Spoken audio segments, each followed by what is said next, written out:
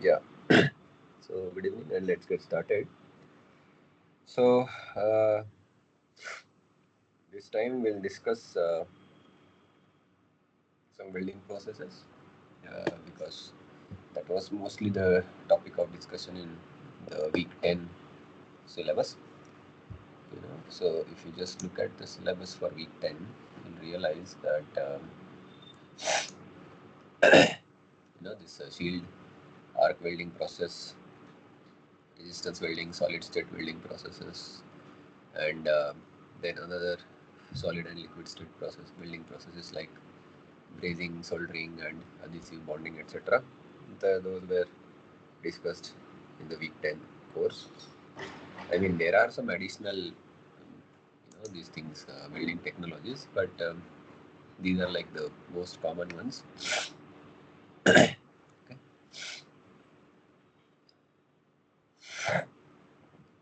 So we'll discuss about them, and this. There are some numericals in your week 10 assignment. Also, there is one numerical. So we'll see some of them as well.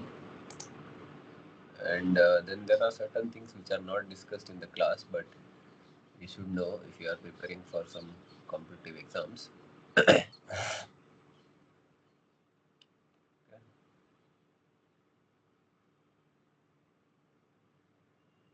Okay, so 1 second. Yeah, so you should know in this arc welding processes, etc. The heat generation formula you should use is IV, not I square RT. Those things are there. But in the resistance welding, etc., I square RT you can use to calculate the whole uh, this thing energy that is spent for welding. I square RT you can do.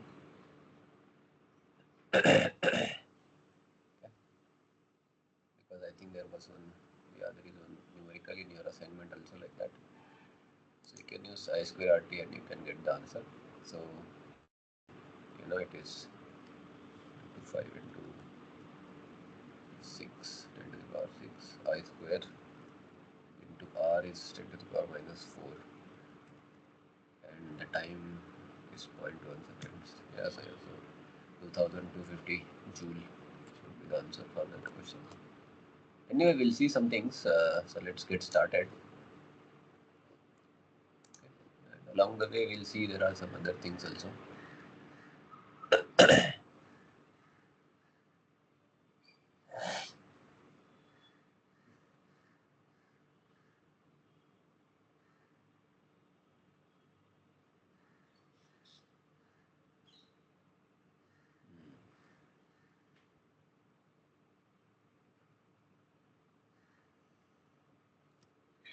Yeah, so let me just open the work. 1 second.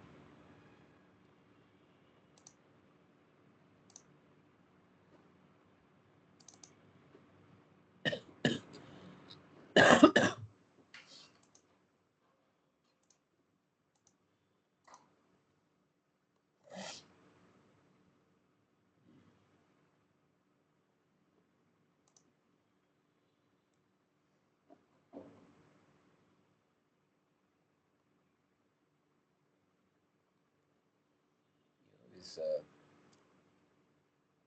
in GATE exam as well as IES, etc. There are many times questions asked from these kind of topics. You should know.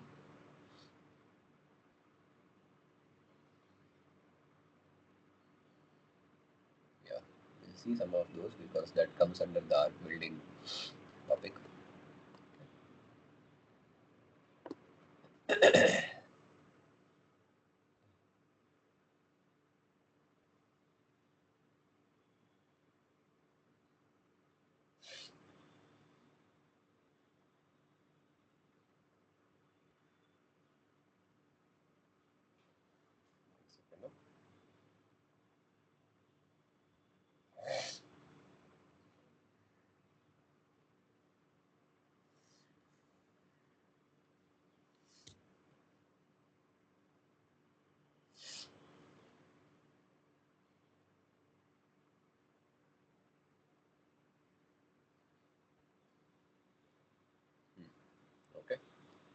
let's start with this arc welding processes, and there are different types of these things, but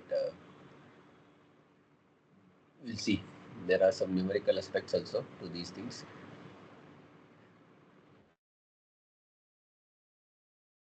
Okay, so we start with some basics because last time we saw classification, etc. So now we'll go ahead and see the first one. This uh, basically this arc welding comes under liquid fusion state kind of weldings. So there are three categories: arc, resistance, and chemical reactions.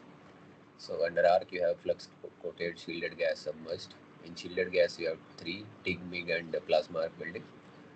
And resistance, there are like three variations, but the working principle is more or less same. The point of contact or the uh, area of contact is different in those three things.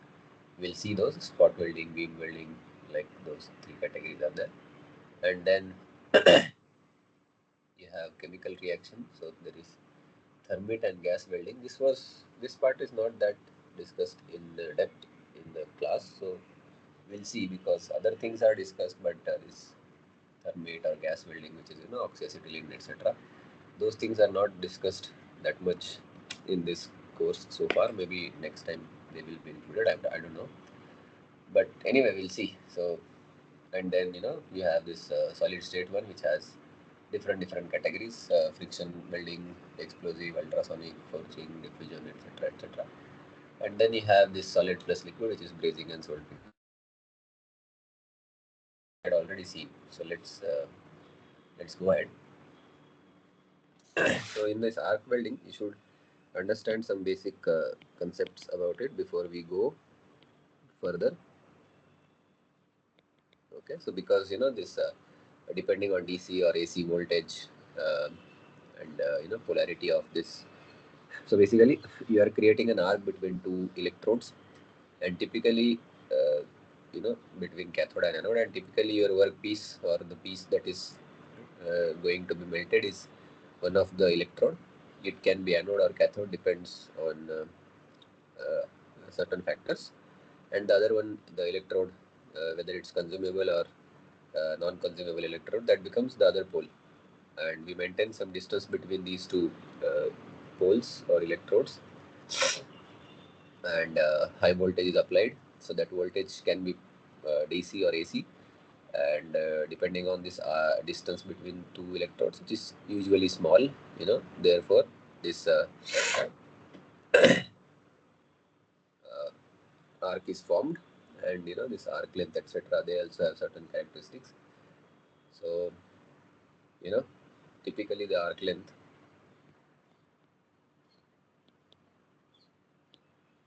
I mean, the thumb rule is it should be where D is your diameter of your electrode. Okay, so these kinds of thumb rules are there, because if you have very small diameter than this, then maybe the arc won't be sustaining, or if you have very large distance, then also the arc formation will not take place. So there is some typical this thing is there. And let's consider one simple case. So you have such a arrangement where you make uh, your one electrode as negative. So that negative electrode is typically called as negative is, I think, cathode. Yeah. So this is your cathode, and positive electrode is typically called as anode. One second, if I'm not wrong. Yeah, positive is anode. So you'll have a certain power source across these two. So it will be something like this. Okay, so plus minus. So this can be AC or DC. Okay, so that is also one of the classifications. And as I said, this electrode, which is acting as a cathode here, it can be consumable or non-consumable, depends on what type of welding you are doing. And then what is observed is, you know, see, the direction of electron flow is always from negative to positive. because our conventional current flows from positive to negative. And this at the center you'll have negative ions. Okay, and negative ions basically they have smaller mass, because negative ions basically means electrons, or like you when you have extra electrons in that ion, and the mass is less for such electron rich things, and therefore their kinetic energy is more, so therefore they directly bombard on the anode. Okay. And basically you'll have more kinetic energy due to lesser mass. So this direct bombardment, more heat generation at anode, because these electrons are directly bombarding on the by electron collision. Okay, so typically these negative ions are typically electrons, and therefore it is said that so in this welding process there will be heat generation, right? So 2/3 of heat is generated. Heat is generated at anode in this case. Okay, and let's consider this as a DC power source, because in AC power source we'll see what happens. So for the timing, let's consider this as DC power source. In AC, the polarity continuously changes. Okay, so this is the electrons, they directly bombard on the anode, and the positive ions, they they take the outer peripheral route. So these are your positive ions, and they travel from they don't go directly because electrons go directly. So these people have to be these positive ions have to travel peripherally, and therefore you'll 1/3 of heat generation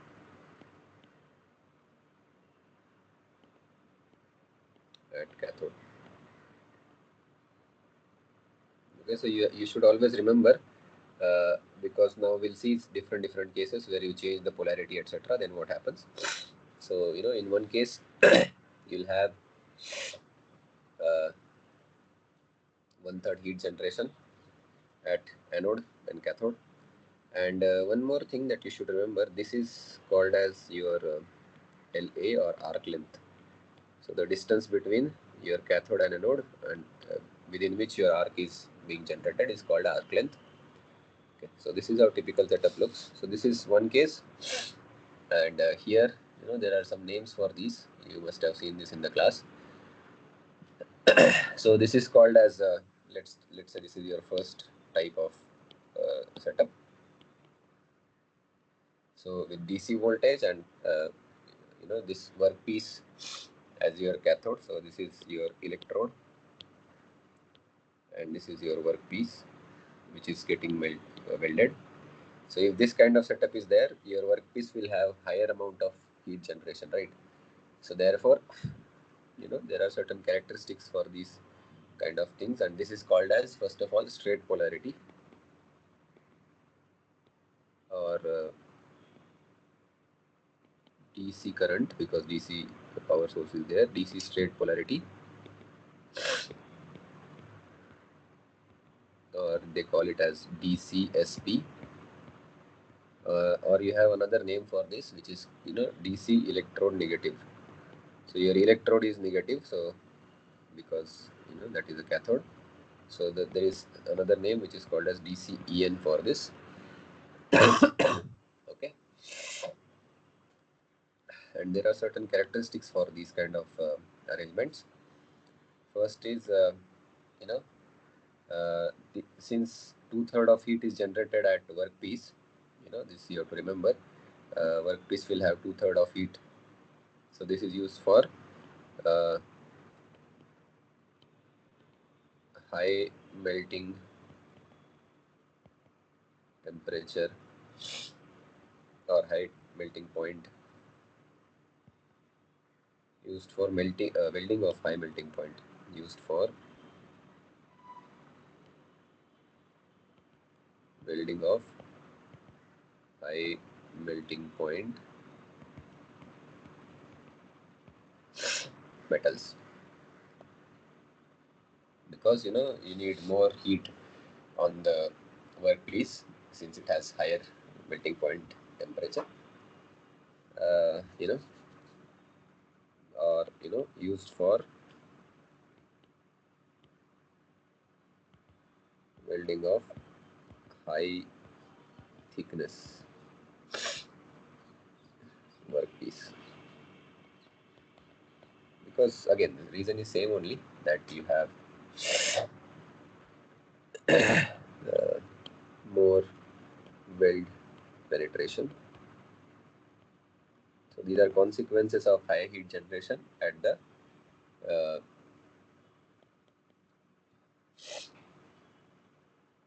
So, and the last one is, which is called as weld deposition rate. So basically this happens, this, as the name suggests, it is the rate at which your filler material or electrode material is getting deposited on the workpiece. So in these cases, weld deposition rate is lesser, because due to less heat generation at the electrode. Okay, so here more heat generation happens at the workpiece. So therefore, these four characteristics are observed in DCSP or DCEN. Okay. So then the second one will be just opposite of this, which is called as this one.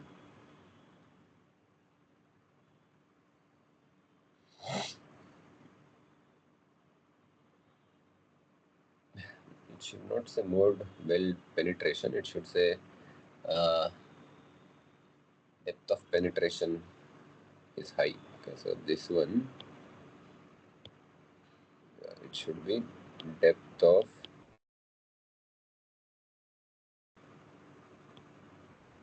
penetration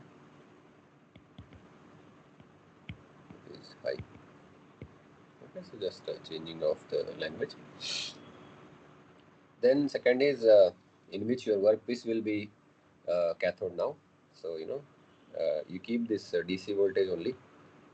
So the same setup. It's just that it is positive now here, and your workpiece will be like this.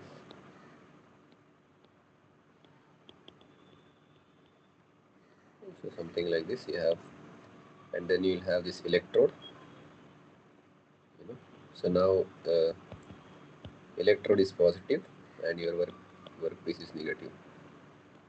Okay, so this is cathode now, and this is anode, and this is your DC power supply. So in this case, what happens? More heat is generated at the anode, because electron flow direction is like this, and 2/3 of heat is generated at anode.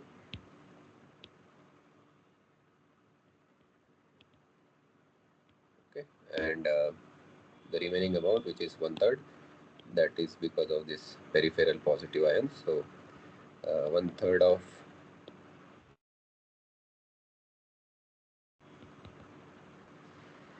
this is the second case, and this is again called as see, you have DC, so DC reverse polarity. Okay, so this will be DC reverse polarity. So this is called as DC RP, or DC electrode positive, because electrode is positive here. So this is your electrode.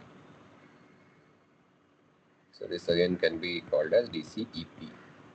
These are same names, and there are certain characteristics for these methods also, as we observed for the previous methods. So here electrode is positive, workpiece is negative. So what happens?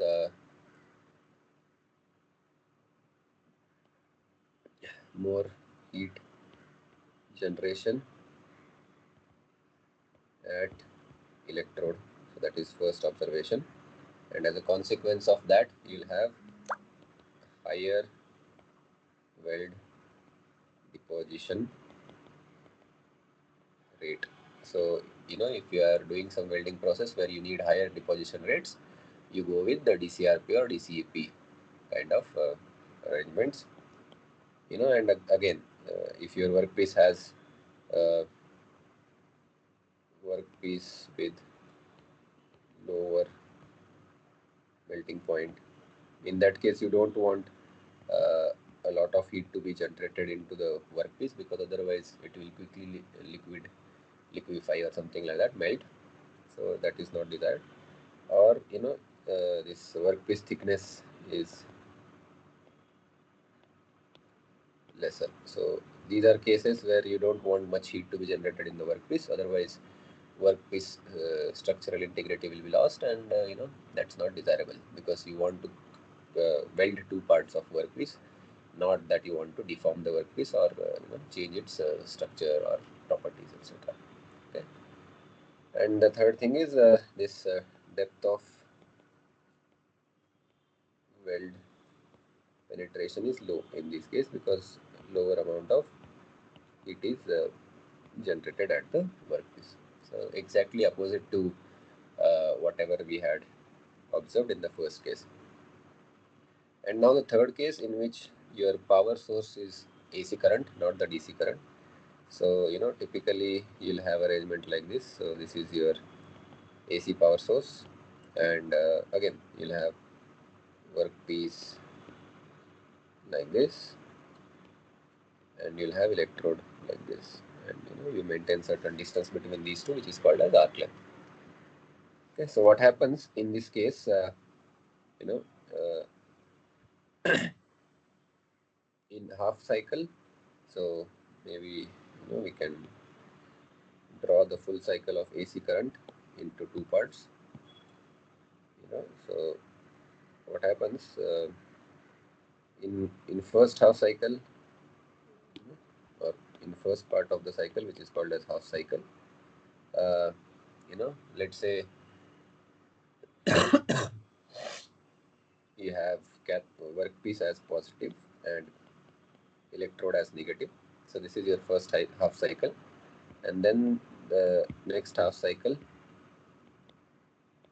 what happens, since it's a AC voltage, so now the polarities will change, right? So now this will become negative and this will become positive. So your uh, electrode becomes positive and workpiece becomes negative. Okay. So in this case, you can observe the difference, right?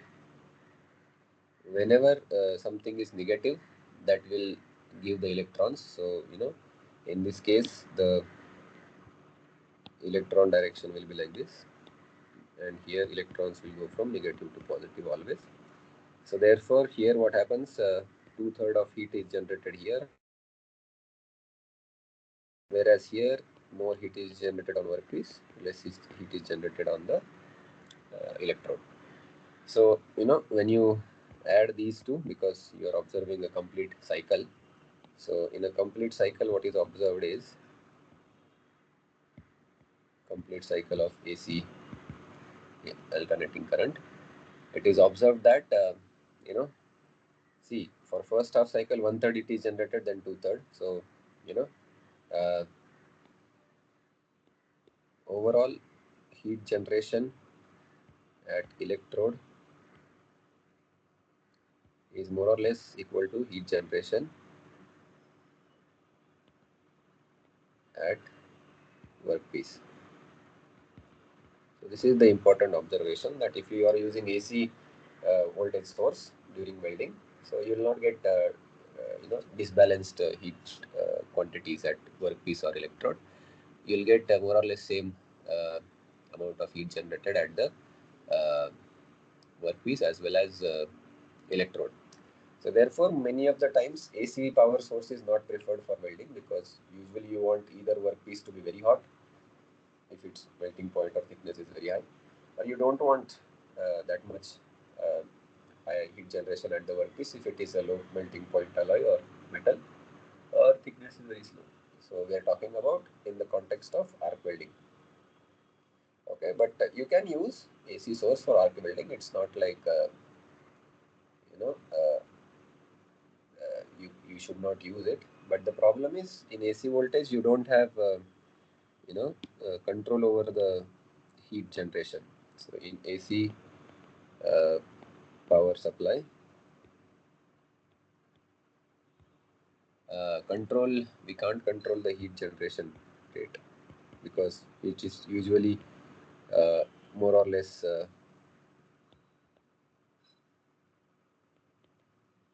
you know uh, balanced. So therefore, sometimes if you want unbalanced, so what people do is AC power supply, they will add one rectifier, and this becomes your DC power supply. So then you can have your desirable heat generation control. Okay, so those kind of things are there. Okay, so hmm,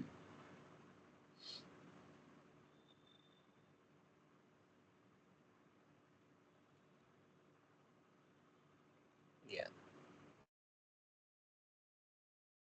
there is some optimum distance. If you keep that, which is also called as arc length, then only this arc will be sustainable. Otherwise, the arc extinguishes.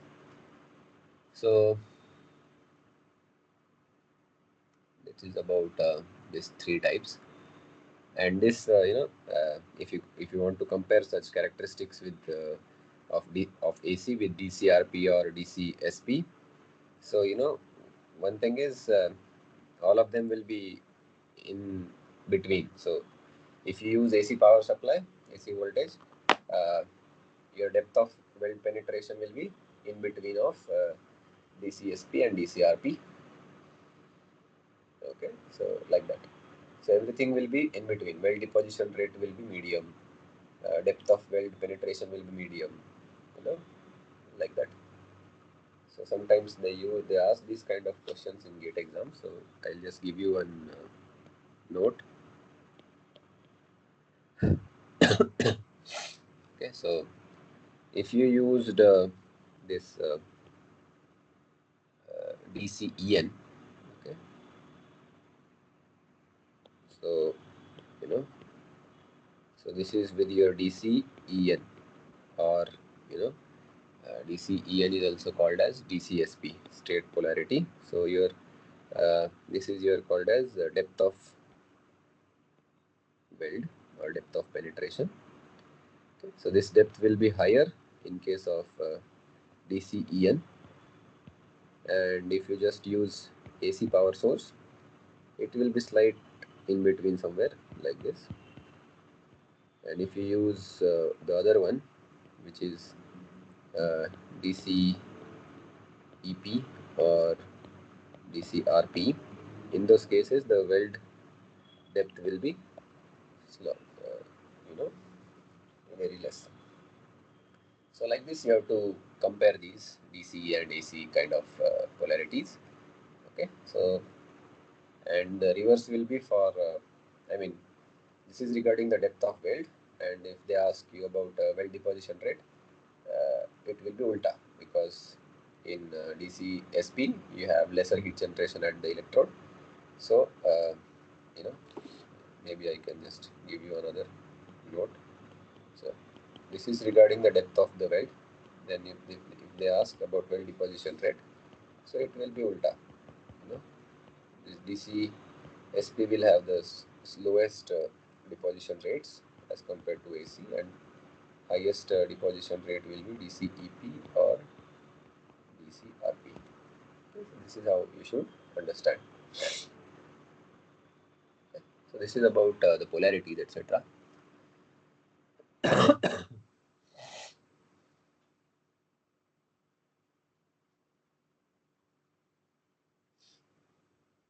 Yeah. So apart from that, you know, I'm not discussing explicitly those things which are already discussed in the class, because you can always go and explore more about them.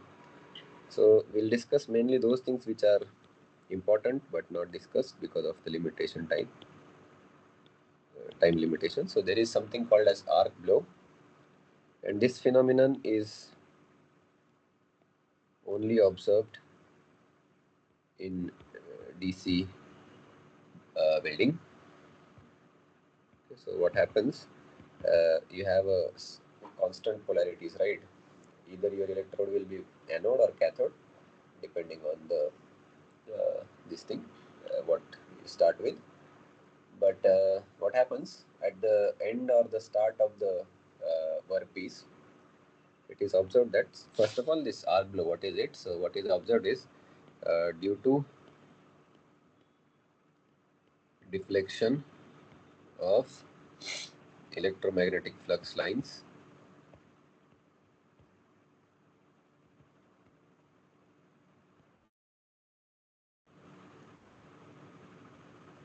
electric arc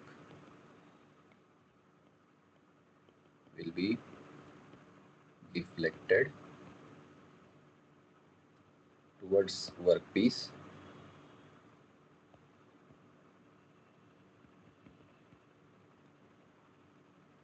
at the beginning at the beginning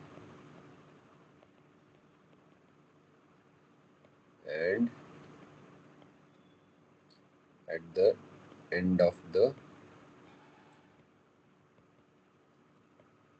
workpiece, and this is known as arc blow, which is called as arc blow. Okay, and what happens because of this? These magnetic lines get deflected, and as a result, you get less heat concentration at the end and the beginning. As a result, less heat concentration on workpiece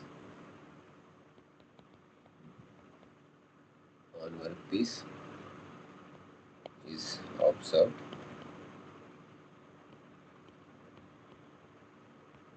at the end and beginning. Okay, and there is less heat concentration at the start and the end, and in between there is a uniform heat concentration. So this results into a welding defect, which is called as weld spatter. Okay, so we'll observe or we'll study this later. So you should know what is weld spatter. It happens because of arc blow. Okay, so not in AC welding, it is only observed in DC welding. This is also famous GATE exam question, because in AC the polarity continuously changes, so those flux lines also change in the direction, and there is not much disturbance in electromagnetic lines at the start and the end. Okay. So remedies how to reduce the arc blow. There are different remedies.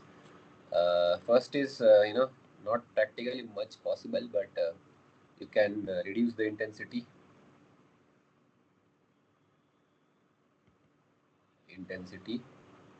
of welding current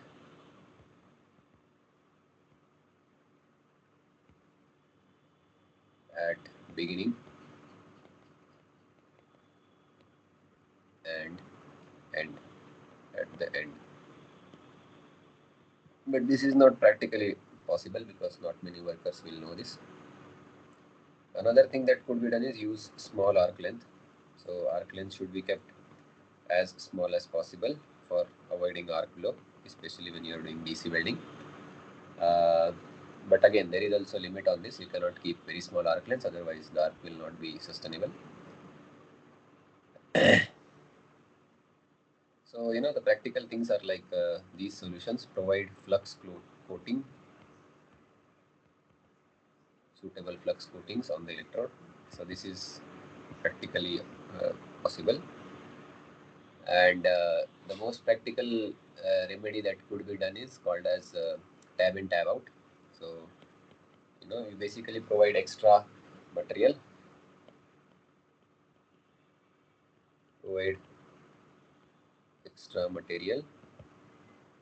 at the start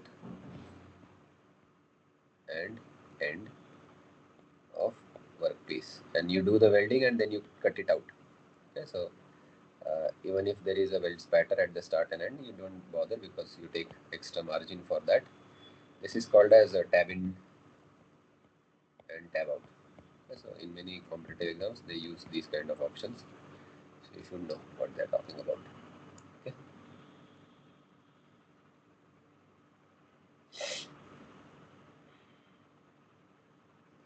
Okay, so this is about some things which are not discussed so far in the course.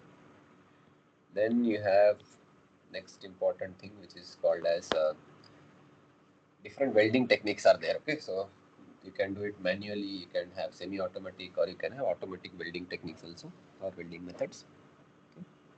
So depending on which kind of method or which kind of technique you are following, you can have a different set of these things.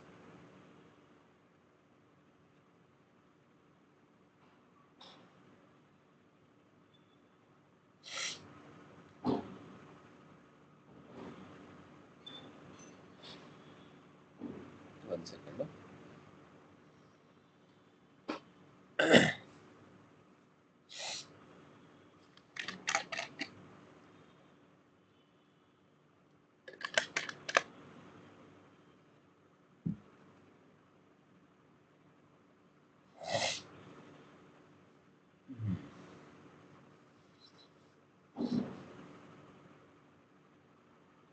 Okay, so you know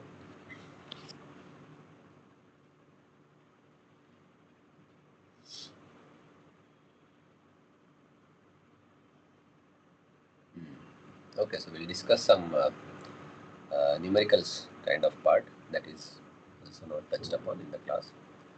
So as I said, this arc welding, it could be manually done,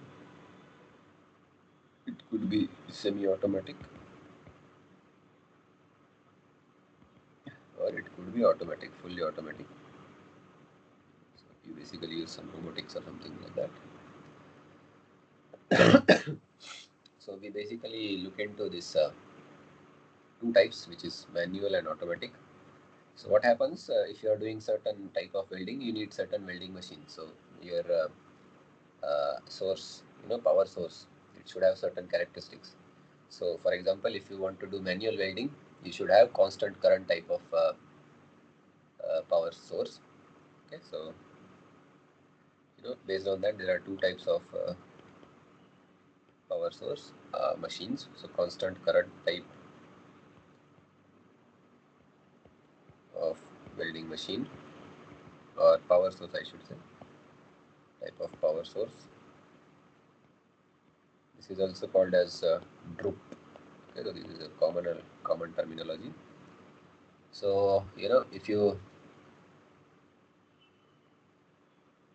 plot this kind of power machine characteristics, you'll observe one thing, that the characteristic curve typically looks, if you plot like voltage versus current, it won't be a linear variation, it will be non-linear variation like this. So depending on what current you are drawing, voltage will be accordingly uh, fixed in your machine or power source.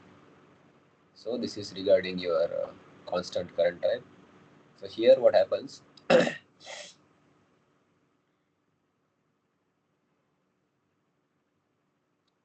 here if you just for small change in arc voltage,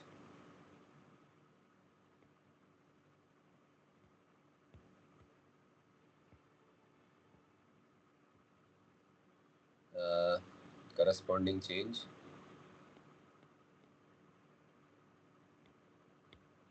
in the current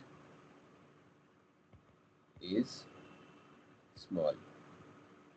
Because of that, you have non-linear characteristics, and these are used for these kind of in manual arc welding.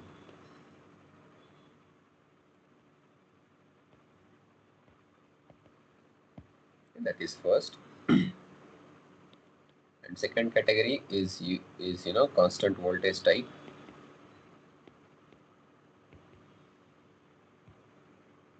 Of power source, which is also called as flat. So there is one category which is called as droop. Then you have the next category which is flat, which is basically constant voltage type. Okay. So here, as the name suggests, if you plot the characteristic curve for this power source, you will get a flat variation between voltage and the current. Okay.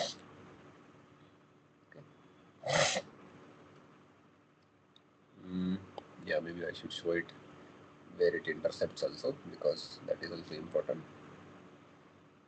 Okay, so this is how it looks. And here the two things that you should remember is here, for small change in arc, for a small change in arc voltage, corresponding change in the current is high.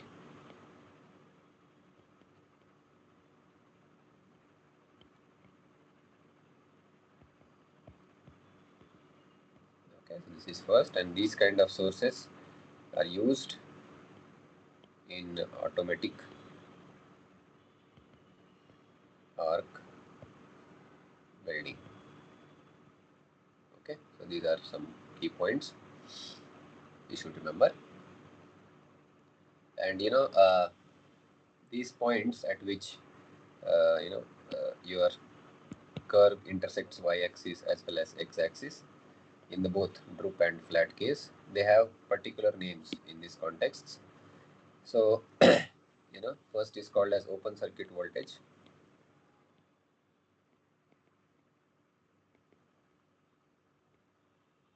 Which is again OCV, and typically it is denoted by V0 symbol. So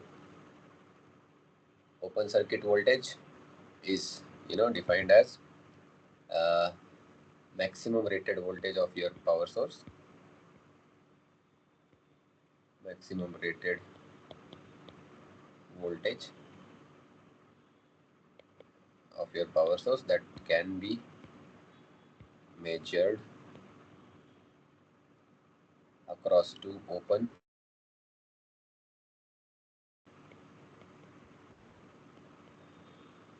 terminals under no loading condition.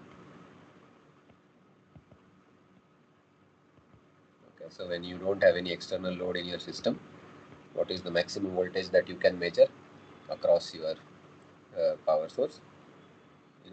So in this condition, there will be no current flowing through your system. Okay, and this is called as OCV. So this point, this is OCV, V0, and this is V0. Okay, and then the second one is called as short circuit current.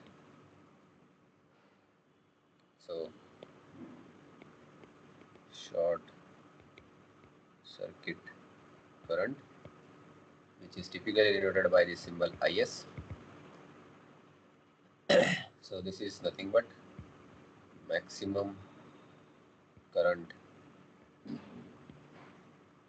required during arc generation. So this happens when your voltage is 0. So basically your electrode touches your workpiece. So that is this point. These are the certain important characteristics of your power sources. Then there is something called as duty cycle. So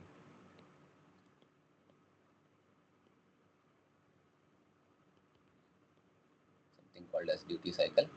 So it is the fraction of time or fraction of total welding time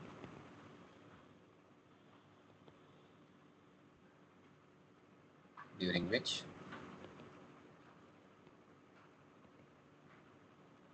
arc will be on. without overheating.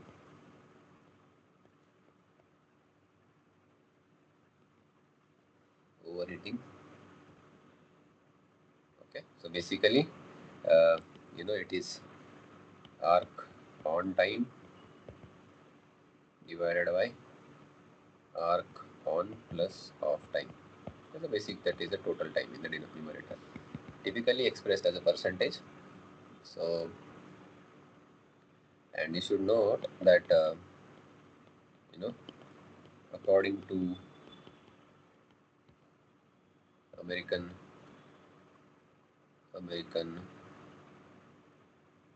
Welding Society, duty cycle is calculated for 10 minutes. So duty cycle is calculated for 10 minutes. So they consider 10 minutes as the total duration. For example, if they say duty cycle of 60%,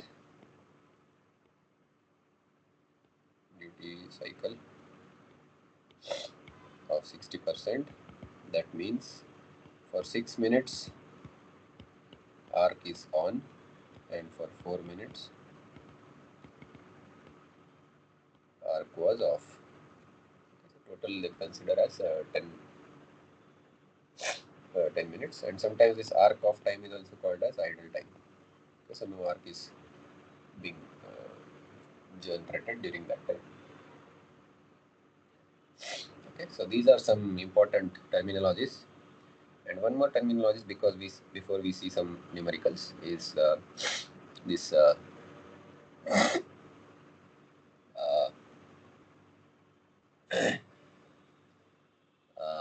this is called as this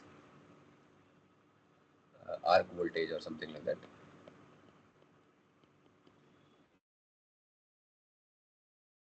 Is the symbol that is used for this, and typically this VA is given as some constant into some another constant into LA, where LA is your arc length.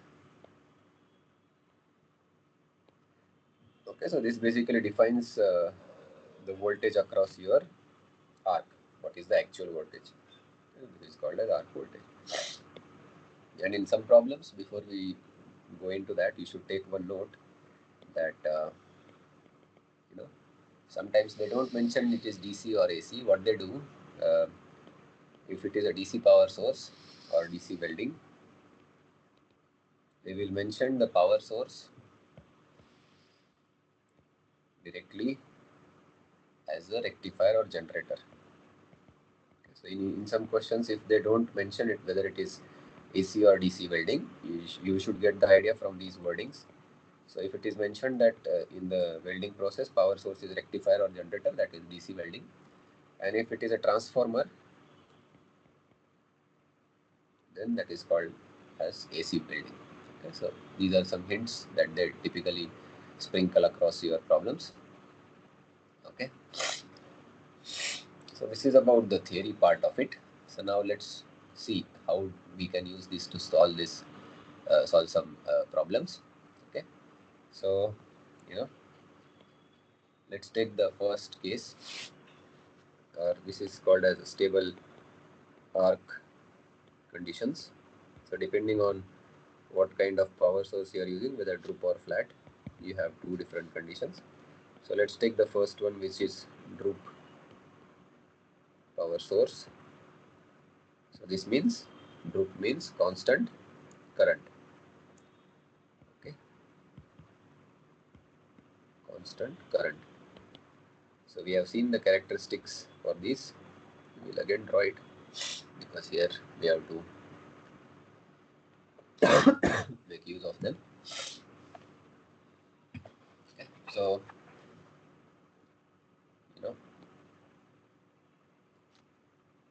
what happens, your power source has a certain characteristic like this, and your arc length, so this will be your voltage and current axis, this will be your open circuit voltage, and this will be your short circuit current.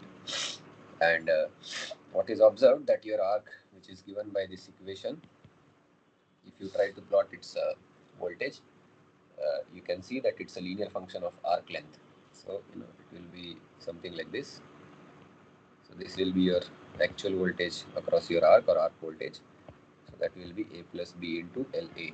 So this A and B are typically unknowns, and they are defined by getting 2 points on this straight line. And this is the condition, this point where the power source characteristics match with the arc length characteristic. This is called as a stable arc condition. Okay, in case of Drup type of power source, and it is given as VA should be equal to, oh so sorry, this is constant current, right? So here your currents should match. Okay, so it is IA equal to IT. So whatever is the current across your arc, that should be equal to current drawn from your power source at this point. Okay. So yeah,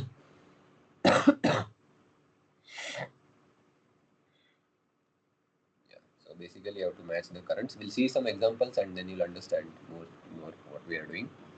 Okay, so this IA is arc length current, IT is your power source current that is drawn. Typically this T is used because of transformer. Okay, so don't get to worry about that. And second thing is, so maybe shall we solve one problem with this?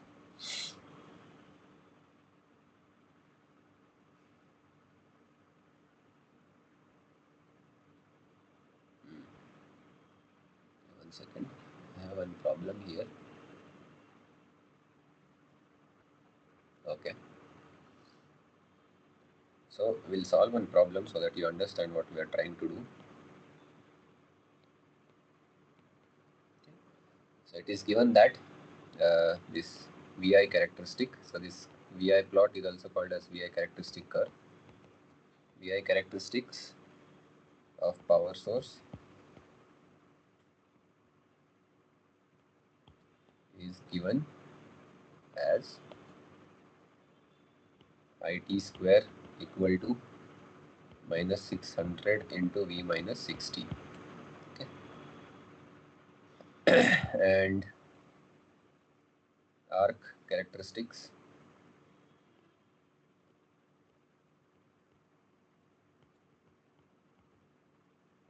is given by IA equal to 20 into V minus 16. Okay. And they are asking determine the power required for stable arc. Okay, so this is a typical question. So first thing, if you are not comfortable whether it's a linear or Drup type of power source, one thing you can notice here that here this is a parabolic equation, right? And parabolic equation is observed for Drup type of power source or constant current power source. So that is the first hint. So with that in mind, you can this for stable arc we know that the condition is IA should be equal to IT. Okay, so this IA is 20 V minus 16 and IT is minus 600 V minus 60. So you need to expand the brackets. So no, this is IT square, right? So basically you cannot write like this because they have not given you IT, right? They have given you IT square. So here you have to square on both the sides and then you can write. So this becomes IA square is 400 into V minus 16 square, and this is minus 600 into V minus 60, right? So what I can do, I can cancel here and this becomes 2 and 3, so that multiplication becomes easier.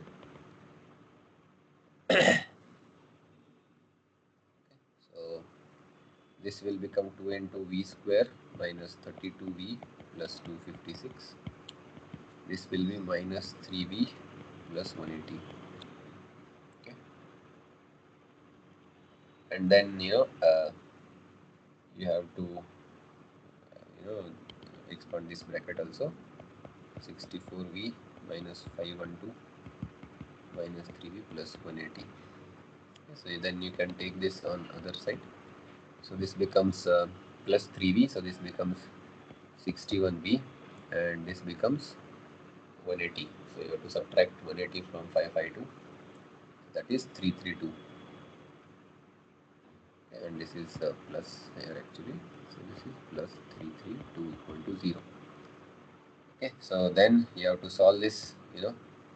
First of all, I mean, you know how to solve quadratic equations. So v will be minus b. So minus b is 61 plus minus b square. So 61 square minus 4 into a into c divided by 2a. So 2a will be 2 into 2. Okay, so you have to do these calculations, and if you do that, you'll get two real solutions as follows: 23.4 volt, and v will be 7.09 volt. Okay, so you get these two options. Now you have to determine which one of these is feasible or both of them are feasible. So you can check first thing, what is the IA that comes out for this, because IA is given as 20 into V minus 16, right? So here the IA will come negative, no? Because V is less than 16, so this is not a feasible condition. Here you get IA as 20 into V minus 16. So V is greater than 16, which is 23.4. So this is the feasible case because you get positive current. Because current is always positive. Voltage can be positive or negative, but current is usually positive only. So this is 23.4 minus 16. So you get 7.4. Therefore, your IA is 148 amperes. And they're asking for stable arc power required. So power is nothing but IA into VA, right? So IA is 148, VA is 23.4. So you should get answer approximately 3.46 kilowatts. So this is how you solve such problems. And these are sometimes commonly asked in your GATE exam. Okay. So this was about our constant current type of things. Let's take one problem which is or not problem, maybe the condition where you have constant voltage type of power source. Okay, so this was the first case of constant current type. So you have second case, which is flat or linear power source, which is also called as constant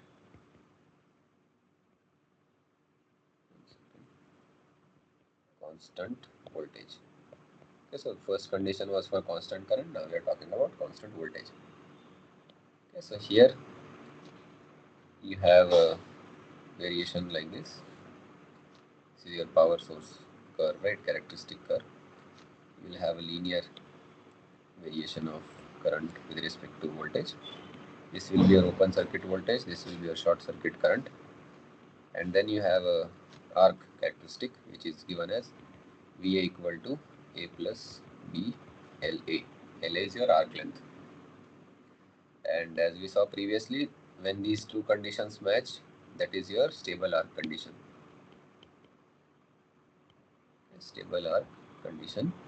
So here, since we are matching voltages, so your arc voltage should become equal to your power source voltage. Then we call it as stable arc condition. Okay. So now we'll see some problems on this also. Okay.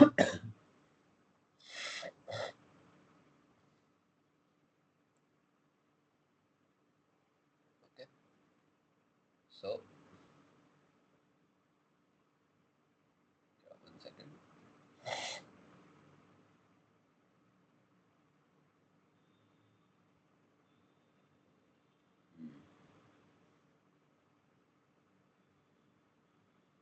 This is also a famous question.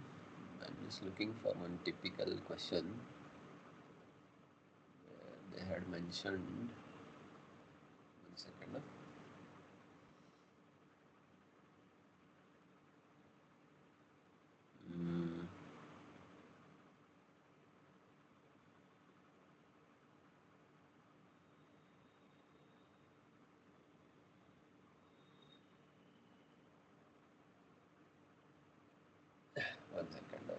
looking for that question. I will just okay.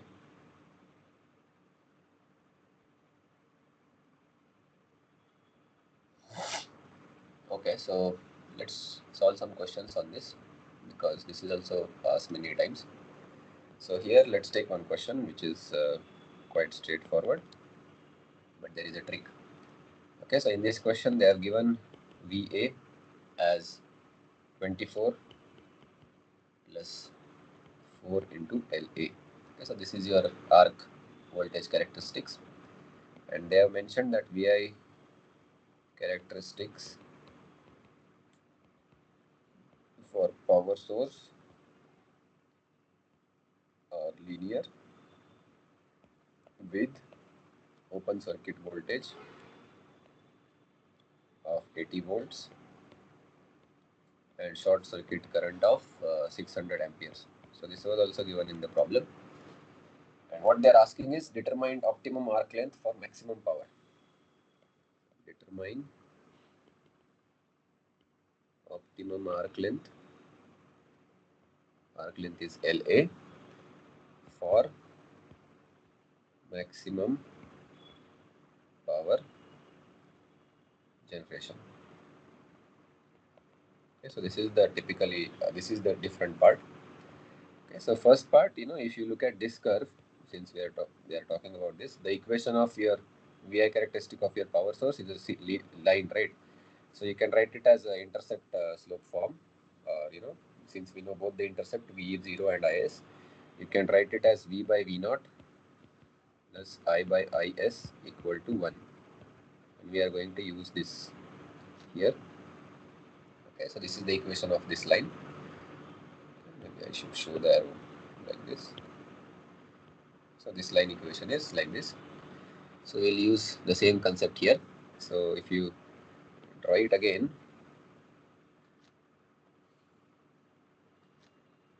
you have the power characteristic like linear characteristics. Okay, so V and I axis, and this will be your arc length characteristic. So this VA is given as 24 plus 4 LA, and this is given as V by V0. So V0 is 80 plus I by IS 600 equal to 1. And typically we call this as VT and IT. The T comes from transformer. Okay, so usually they mention it like that. Okay, so, and we know that for stable arc, which is this condition, uh, for stable arc, your VA should be equal to VT when your power source has the linear characteristics. So this is what we have to do now. Okay. So for the timing, one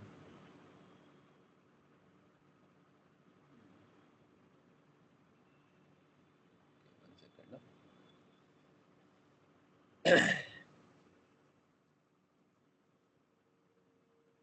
So from here you can write your VT as in terms of current, no? So you can write it as 80 into 1 minus IT by 600, right? This one you can write. Okay. So you can put this in equation 1 because we know that VA is 24 plus 4 times LA, and that should be equal to VT, that is 80 minus 80 into IT by 600, so 8 by 60, so that will be 2 by 15, right? So 2 IT by 15. So I'm just expanding this bracket. Okay, so then you can simplify. Okay, so you can write IT as this will be 80 minus 24, so 56 minus 4 LA into 15 by 2. Correct, no? So therefore you can write IT as 15 into 28 minus 2 LA. Okay. And the reason why am I writing this is because we know that power is nothing but VT into IT, and here VT is equal to VA, so you can write like this also. and that is 24 plus 4 LA, and IT is 15 into 28 minus 2 LA. So we get your power P as a function of arc length, because that is what we want, right? Because they want you maximum power generation condition. So for maximum power generation,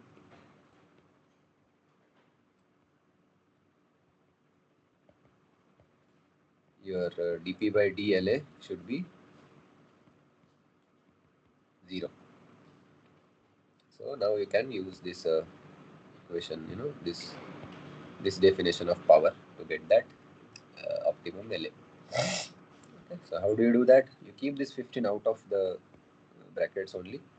So you have 24 plus 4 LA and 28 minus 2 LA, and you are just taking the derivative of this with respect to LA and equating it to 0. Okay, so 15 goes away. You can use your U by UV rule of differentiation. So if you do that, you'll get 4 into 28 minus 2 LA as a first term, plus 24 plus 4 LA into minus 2 equal to 0, right? And then you can take minus 2 common, so you'll have 2 here. So 2 into 28 is 56 minus 4 LA, and this minus 1 will be there, so minus 24 minus 4 LA equal to 0.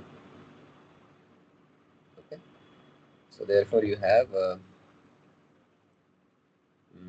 24 plus 8, 32 minus 8 LA equal to 0. Therefore your LA is 4 mm.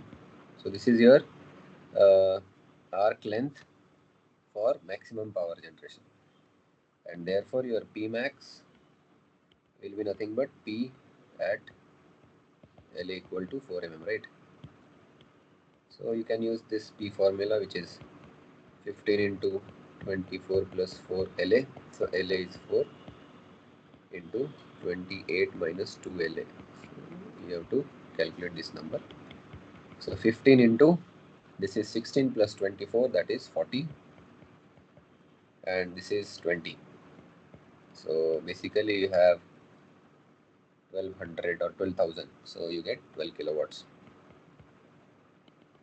Okay, so this is your maximum power, and you can calculate VA also at maximum P condition. So that will be 24 plus 4 LA, right? So that is 40 volts. Okay, and one more thing you can do is nothing but so this will be also equal to VT, right? So you can calculate current also. So when VT is 40, what is your IT value? So VT formula is basically, at the start only we have, right, 80 into 1 minus IT by 600, no?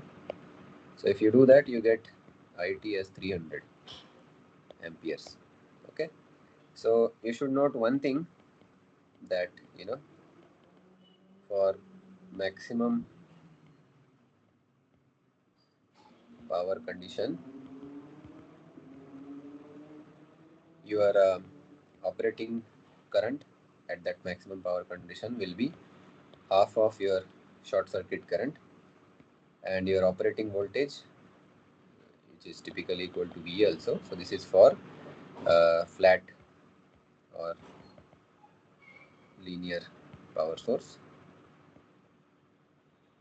or you can call it as constant voltage power source also. So here this is also half of your open circuit voltage. You can verify, because here open circuit voltage was VT or VA, and your short circuit current was 600, so now you got 300. So basically at maximum power condition, your current and voltage will be half of the short circuit current and open circuit voltage respectively. Okay, so these kind of tricks help you in some competitive exams where you have limited time, etc. Okay, so you should keep that in mind. Okay, So let's start solve some more questions about this, and so that you get the idea about how to go about this. So let's take one more question, and this note that I just gave you about half of these things, directly questions were asked from this. Yes, I'll just give you one sample line.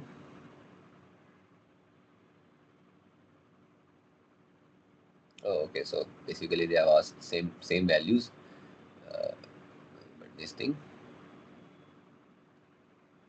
Okay, 1 second. Yes, it's 300.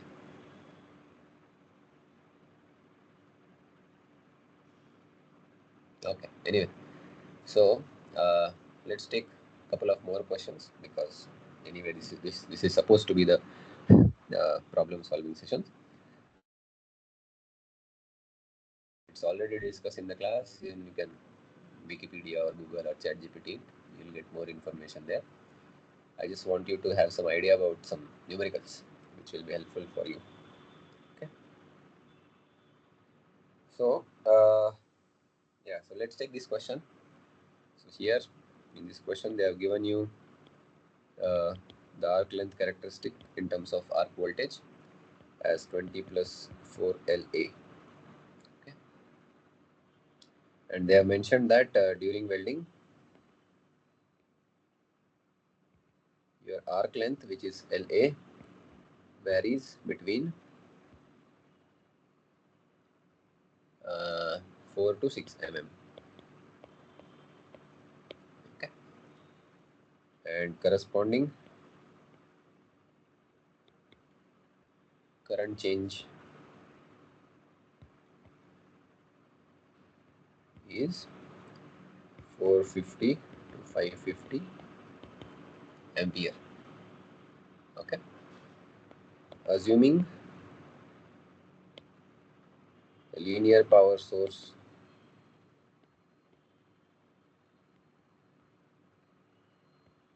characteristics, calculate open circuit voltage. They're asking. Okay, so now here it's a slightly different variety type of question. Okay. So the equations are pretty much same only. So here also it's a linear power source. So your stable arc condition is V equal to Vt, and you have to use this. And this Va is 20 plus 4 La, 20 plus 4 La, and Vt will be, you have to write it in terms of this thing. 1 second.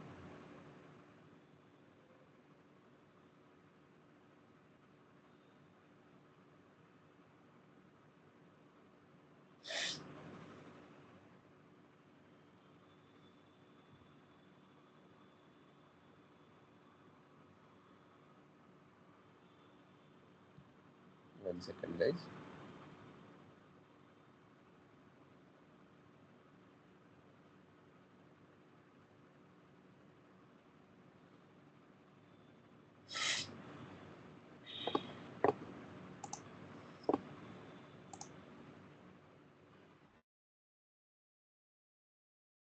Mm, 1 second.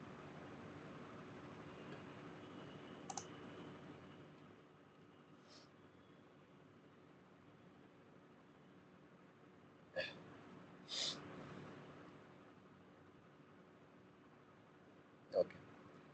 So yeah, so basically you have to use the same condition. So here Vt will be nothing but V naught into 1 minus It by Is.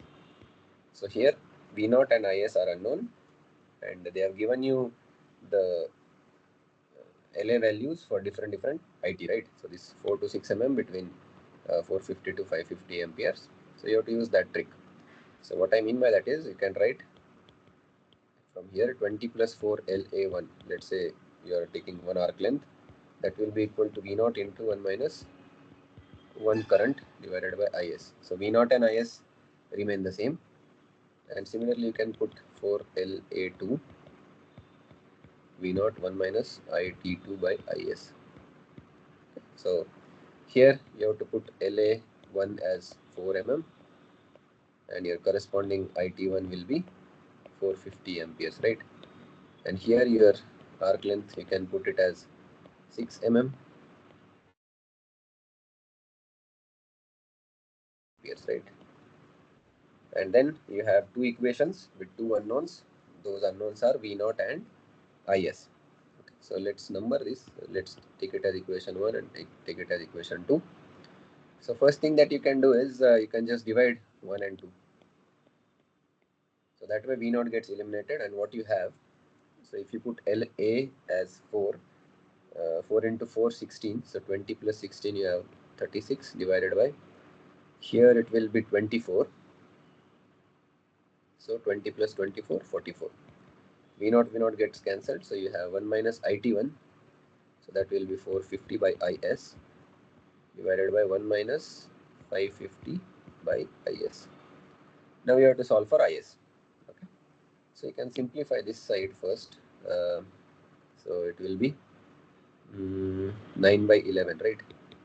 Maximum is 4, HCF is 4. So now we can solve for IS. So this will become 9 minus 550 into 9 by IS equal to 11 minus 11 into 450 by IS.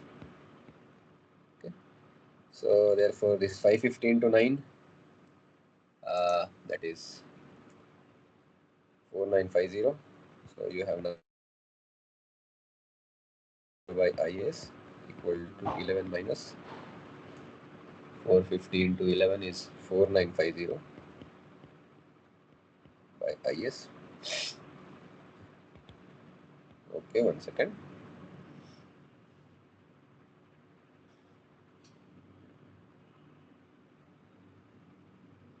Did I do any mistake? Or because this IS is same coming both the sides? 1 second, let me see.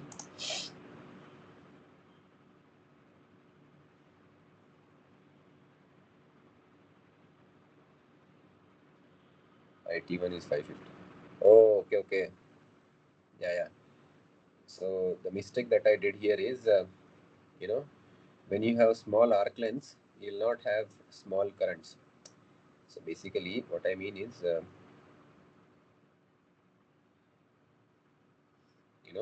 yeah. So it's good that I made a mistake here. We should take one note before we solve this, because it's a wrong solution. You will not get any practical IS value using this, because the reason is the mistake that I made, which is here. Okay, so before solving these equations, you should know that for minimum arc length, you have minimum arc voltage, right? So that means minimum Vt, because Va is equal to Vt. But that means it has to be maximum It, because Vt is nothing but V0 into 1 minus It by Is. So when Vt is minimum, It has to be maximum. Therefore, when LA1 is equal to 4 mm, your IT1 has to be 550 amperes, and LA2 is 6 mm, which is maximum arc length. Your current should be minimum. Current drawn from your power source should be minimum. Okay, so that was the mistake that I did. So therefore, here it will be 550 amps and 450 amps. Then you have to do the same thing. So basically 1 divided by 2. So you'll have 36 by 44, which is 9 by 11, equal to 1 minus 550 by Is divided by 1 minus 450 by Is. Okay. And if you solve this, I can solve this by looking just at this equation only, but let's solve this. So you'll have 450 into 9. 1 second. 450 by IS equal to 11 minus 550 into 11. So 6050 IS. So if you solve this, you'll get IS as you know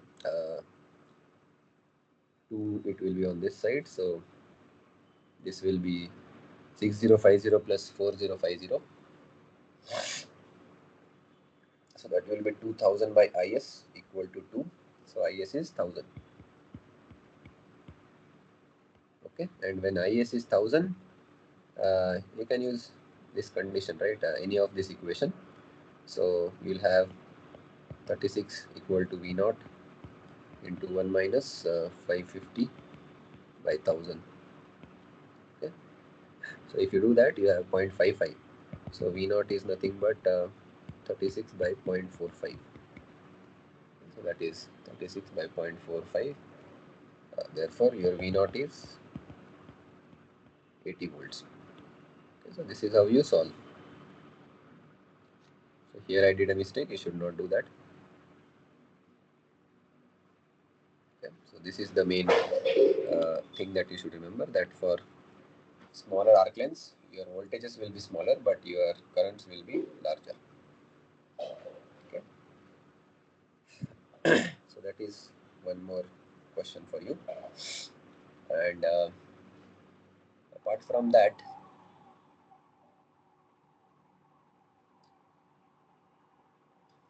yeah, so similar one more question is there. Maybe we can check one more time. So we'll just drink some water.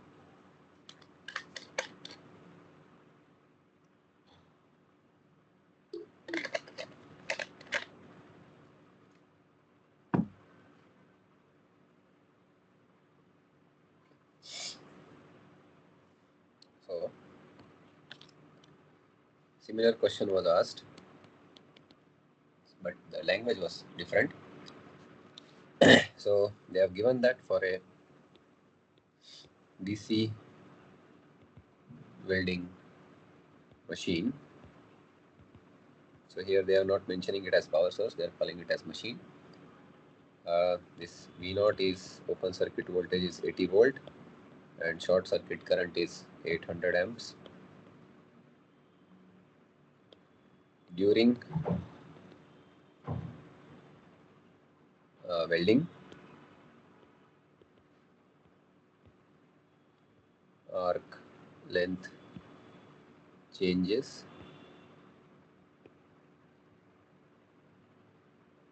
from 5 to 7 mm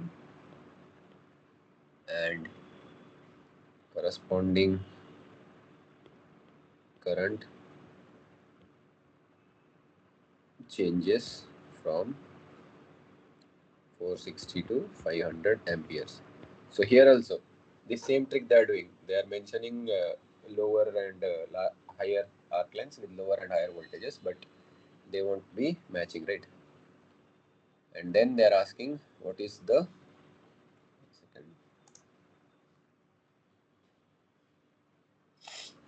then they are asking what is the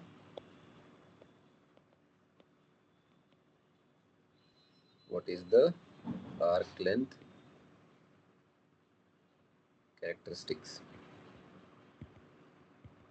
Okay, so basically they are asking V equal to A plus B LA you have to find. So basically this A and B are the constants that you need to find. That is the question. Okay. So here see they have not mentioned anything, so you can assume linear power source because they have not mentioned about that. So if nothing is mentioned, you can assume linear power source.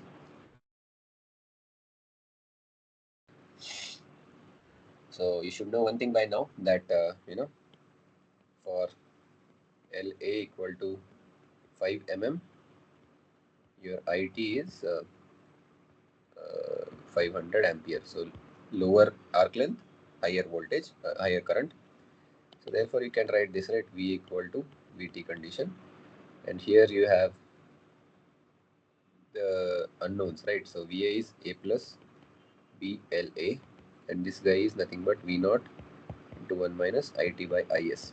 So this is your governing equation for this problem. Your objective is to find capital A and capital B. Other things are given. So therefore your first equation becomes A plus B into LA is 5, V naught is 80, 1 minus IT for this is 500 by IS, which is 800. Short circuit current is 800. So if you solve this, this is nothing but 3 by 8, so it will be 30. So your equation is A plus 5B equal to 30. This is your first equation. And similarly, also for LA equal to 7 mm, the current will be the smaller limit, so 460 amps. So then into 7 equal to 80 into 1 minus 460 by 800. Okay, so that is basically 46 by 80. So 80 minus 46 will be 34. So you have A plus 7B equal to 34. So you can just look at equation 1 and 2, and if you do 2 minus 1, what do you get? A gets cancelled, 7B minus 5B, which is equal to 2B, equal to 34 minus 30. So that is 4. Therefore B is 2. Okay. And if you put that in any of the equations, so you get A plus B into 5. So 5 into 2 is 30. So that gives you A as 20. Okay, that's it. That's what they were asking. Therefore, this arc length characteristic is nothing but A plus B. So 20 plus 2LA. So this is the answer. Okay, so these kind of questions they typically ask from this arc welding topic. Okay, there are some more questions, but they revolve around these concepts only. Let me just see, because in the last class we saw some melting efficiency etc. questions. So let me just see if I can find any other type of questions here.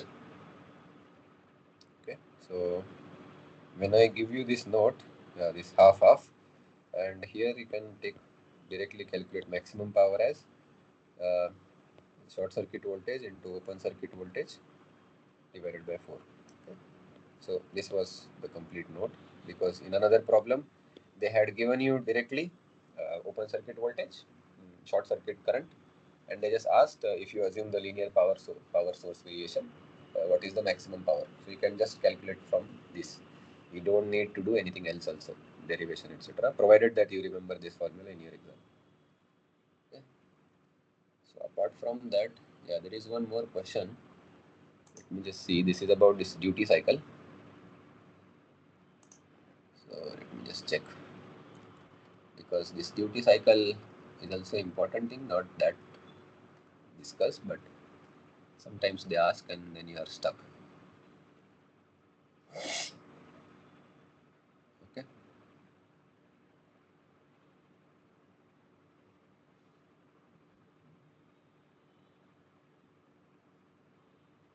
Okay, so this is a different type of question.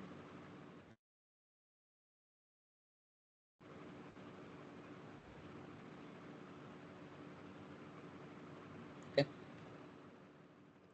So a machine is rated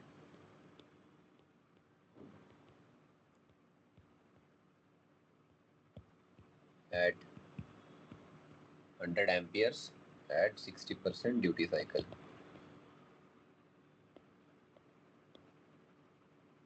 Duty cycle is accelerated to 160 amperes. The percentage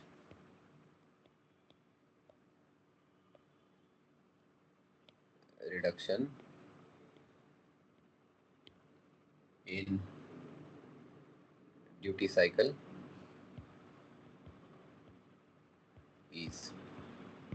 Okay, this type of question is there. So you can't do any logic in the exam for these kind of questions because these are directly formula based kind of questions. So here you have to take a note. There is a relation between the current and the duty cycle, which is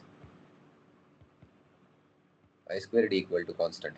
Okay, so at a given current, the duty cycle that you have, the square of the current into duty,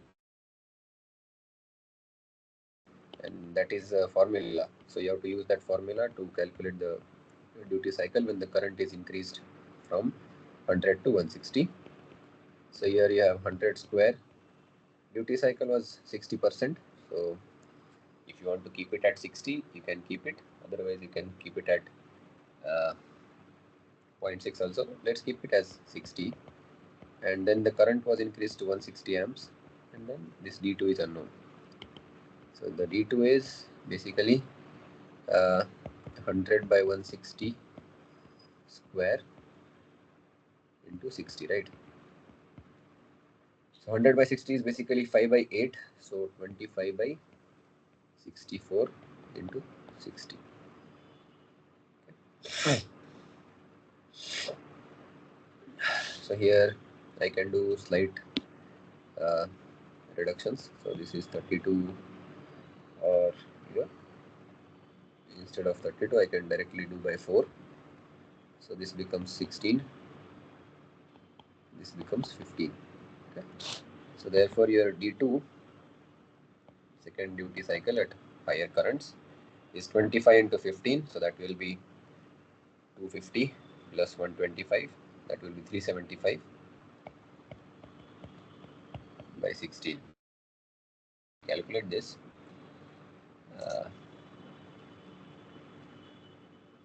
Should get 23.44%.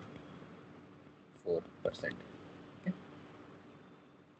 But what they are asking is what is the percentage reduction. They are not asking what is the reduced cycle. So percentage reduction in duty cycle will be D2 minus D1 divided by D1 into 100, or this will be negative, so you can just take the mod of this. So therefore basically you have to take the difference of 60 and 23.4 minus 23.44. So you have 36.56 divided by 60. Okay, so into 60 into 100. So if you do this, the final answer that you should get is 60.93%. Okay, so this was the answer. But you can't get there are some of the problems associated with these kind of questions that they have to be solved under using some particular problems. If you don't know, then you are stuck. I mean, nobody can guess I square D equal to constant in the exam. Okay? So that's why you should solve as many problems as you can before the exam. Okay, so if you get something new, then it's not your fault because everybody will be stuck there. So but something is already asked, then it is repeated, then you are supposed to know that. Okay, so we have some time, so we'll do one more thing, which is called as see, this flux and all are there. So I'm not discussing particular types of welding technologies because those are already discussed in the class. If anything particular needs to be mentioned about some method, I'll do that. But uh,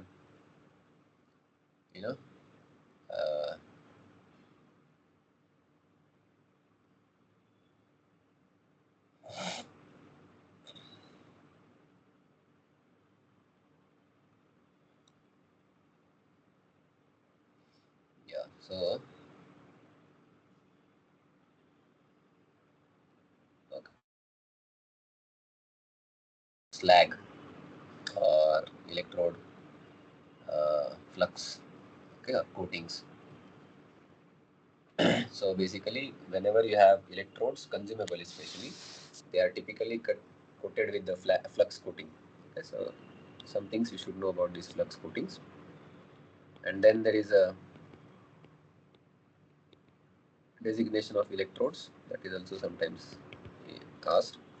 So flux coatings, you can see the basic idea is that it is covering the electrode, and it whenever welding happens, it serves some purposes. Okay, so there are typically 5 purposes that it serves. First is called as deoxidizer. So this flux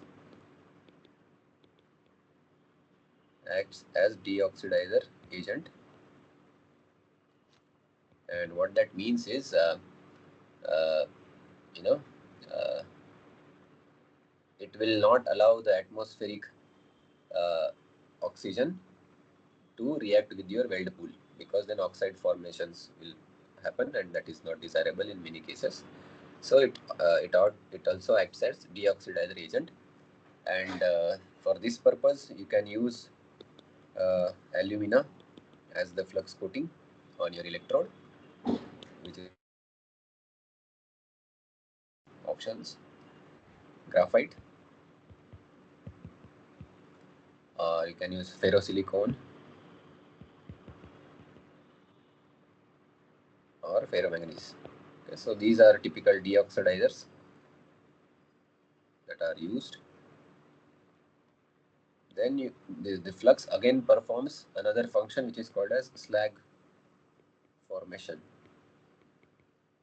Okay, so it is sometimes beneficial also to have a slag formation, because again the slag protects your weld pool from the atmospheric gases, and the different type of oxides are used for this, oxides and these things. So you can use iron oxide for this purpose as a flux coating, silicon oxide, titanium oxide, or you can use silica fluor or calcium fluoride. Okay, so these are different slag formation kind of these things, flux coatings. Then the flux also serves the purpose of arc stabilizer. Okay, so as I said, this arc has to be sustainable during the whole course of welding. One parameter is arc length, because it reduces arc blow. Some coatings, they have the property that they reduce arc blow. Okay, so these kind of sodium oxide, calcium oxide, potassium oxide. So these kind of oxides come under this category. Potassium, not oxide, silicates. Okay. You need not remember all these individual names, but the point that you should remember is, that flux performs total 5 functions. Okay. And any 2 or 3 of them can be given in your exam in options. So what happens? You can include some alloying elements also in flux. So whenever this weld pool uh, develops, these alloying elements will be distributed along the welding pool, and you get some good properties out of your weld. So you can add chromium, nickel, or cobalt or vanadium. So basically, these kind of alloying elements can be added to your coating, and then form that alloys are formed in the weld pool, which is desirable. Then you have gas forming compounds or coatings. Okay, so as the name suggests, the objective of these coatings is when they melt, they usually tend to form gas around your weld pool, and this is like that shielded arc welding where you use inert gases, etc. So sometimes flux can also give you such gases around your weld pool that protects you from uh, the harmful reactions with the atmosphere or heat loss to the atmosphere. Okay, so famous is cellulose and this calcium carbonate. Okay. So basically, this calcium carbonate will, when it melts, it will give you calcium oxide and CO2. So CO2 will be the inert gas that is around your weld pool, and it protects your weld pool from the atmosphere or heat losses to the atmosphere. Okay. So these are some important flux coating uh, functions. Okay. So many a times these kind of things are asked. And then there is something called as designation of electrodes. So these electrodes that you use basically, so they have a nomenclature. Okay. And in some exams they ask these kind of questions in MCQs, especially this EC exams. Okay, so these are as per BIS standards. So these are our Indian standards. Okay. So you'll see it is a six digit kind of a representation. So you'll see typically like this 1 2 1. Then you have a 3-digit number, and then you again have an alphabet. Okay. So there are 6 parts to this nomenclature.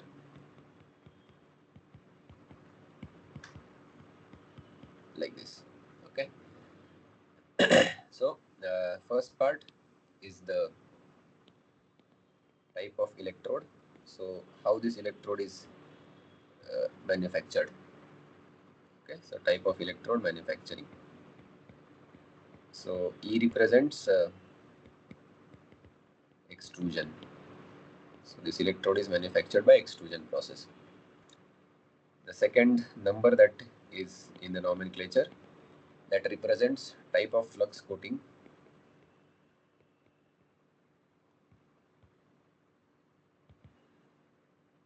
On the electrode. Okay. So as I said, there are different 5 types of flux coating depending on what you want to primarily achieve by doing that. You have to use that. So for example, this one means cellulose as the coated. 2 means high titanium. So this will be alloying element kind of coating. Okay. So there will be tables for this. You don't need to remember those things, but you should also remember these kind of things. Then third is called as position of electrodes. So electrode.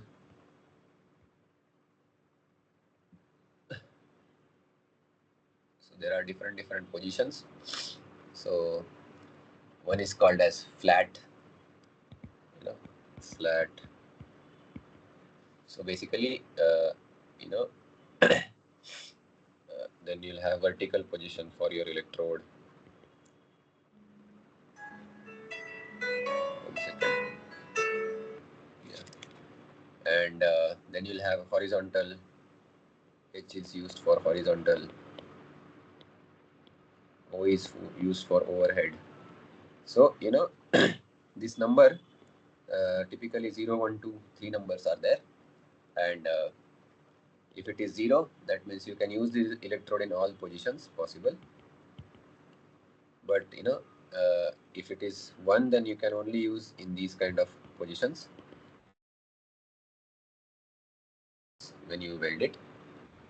And similarly, you'll have different numbers. Okay, so that tables will also be there. You need not remember these digits, but you should remember the significance of each number, what it represents. So the 4th number represents polarity of the electrode.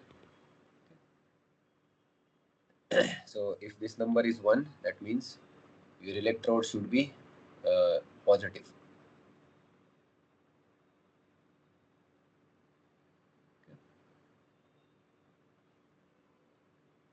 So this is like direct current electrode positive.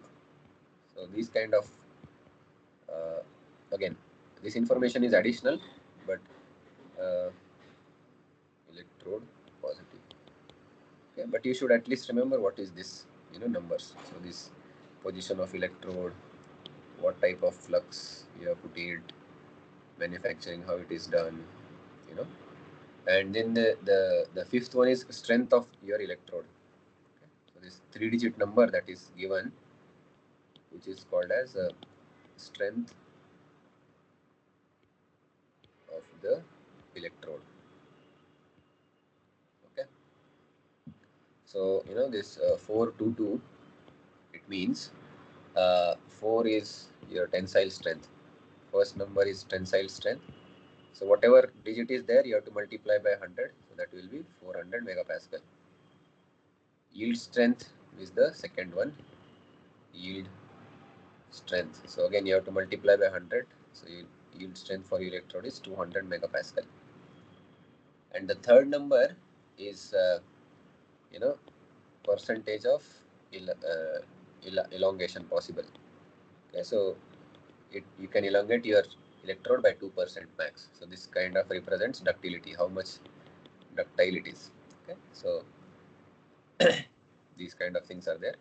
And sixth number or alphabet is a manufacturer's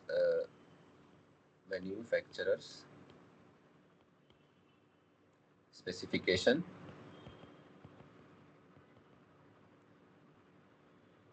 about specific information. Okay, so any special information apart from these first five numbers or alphabets is to be mentioned. Then the sixth category is used. So basically, if you have P means deep penetration. So these kind of electrodes will have, or they are suitable for higher depth of welds. Okay. So this is how you should remember the designation of electrodes. Okay. Don't remember exactly the values of these numbers, etc. That is not expected from you, but you should know what number represents what. Okay. And then you have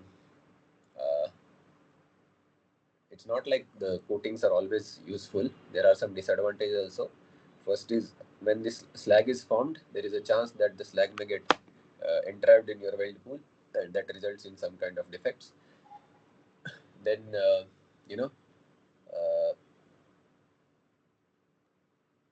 what happens, these coating materials are in a powder form. So basically you put powder on the top of your electrode, and sometimes it can absorb moisture from the atmosphere.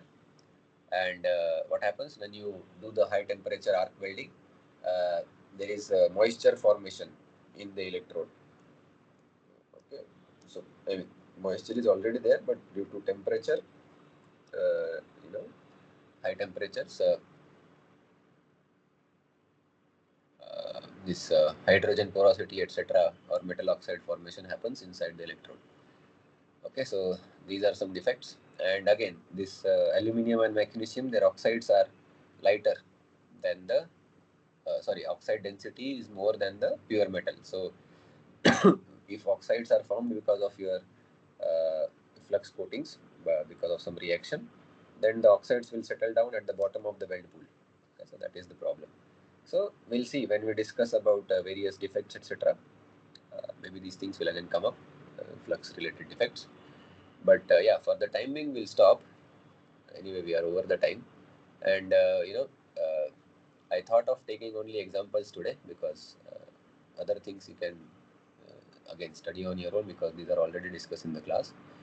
And depending on what is covered in the next class, I'll try to include some important points or bullet points or notes about different methods that you should be aware of. Okay, if they are not covered in the class. If they are, then we'll not go there. But if they are not, then you should remember some things about certain things. Okay. So with this, we'll stop today, and see you next time. And yeah, there can be chance of some numericals next time also, but mostly we have covered the numericals. So next class will be mostly about theory only. Okay, so let's see what happens. Okay. So yeah, with this we'll stop, and see you next time.